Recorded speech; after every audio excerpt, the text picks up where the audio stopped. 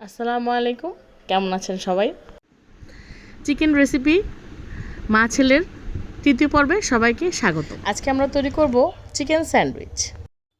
আর এই জন্য চিকেনের দুটো থাই পিসকে একটু সময় নিয়ে আদা রসুন বাটা, অল্প একটু গোলমরিচ এবং গরম মশলার গুঁড়ো দিয়ে সিদ্ধ করে নেব।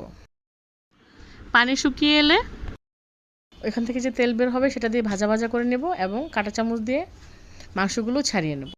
এখন মেয়োনেজ তৈরির পালা। আজকে সব মিনি প্যাক ইউজ করব মেয়োনেজ তৈরিতে। 1 প্যাকেট দুধ, একটি চিলি সসের প্যাকেট, একটি টমেটো সসের প্যাকেট, 1/2 চামচ গোলমরিচের গুঁড়ো, একটি সিদ্ধ ডিম, 2টো শুকনো মরিচ, 3 কোয়া রসুন, অল্প একটু লেবুর রস এবং 4 টেবিল চামচ সয়াবিন তেল, স্বাদমতো লবণ এবং চিনি। ব্যাস ব্লেন্ড করে নিলেই সুন্দর একটা মেয়োনেজ রেডি হয়ে গেল। এখন গাজর, পেঁয়াজ এবং কাঁচামরিচ খুব ভালো করে কুচি করে নিচ্ছি, সাথে চিকেনগুলো খুব ভালোভাবে কুচি করে নেব।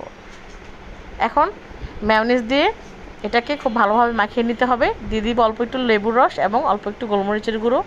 এখানে কোনো এক্সট্রা লবণ ইউজ করার দরকার হবে না, কারণ হচ্ছে মেয়োনেজে যথেষ্ট পরিমাণ লবণ রয়েছে এবং আমরা চিকেনটাও লবণ দিয়ে সিদ্ধ করেছি। এখন খুব ভালোভাবে এটাকে মাখিয়ে নিতে হবে যাতে পেঁয়াজ, কাঁচামরিচ এবং চিকেন, গাজর সব কিছু একসাথে খুব ভালো করে মিক্সিং হয়ে যায়। এখন স্যান্ডউইচ তৈরির পালা। পাউরুটি থেকে একটু মোটা করে এটা স্প্রেড করে দিতে হবে চারদিকে। এটা এমনিতেও খাওয়া যাবে, তবে প্যানে ছেঁকে নিলে খেতে একটু বেশি মজা লাগে। অল্প একটু ঘি ব্রাশ করে এপিট ওপিট খুব ভালো করে ভেজে নেব যাতে একটু পোড়া পোড়া কালার চলে আসে। খুবই ভালো লাগবে খেতে। আমাদের চিকেন স্যান্ডউইচ রেডি হয়ে গেল। এখন টেস্ট করার পালা।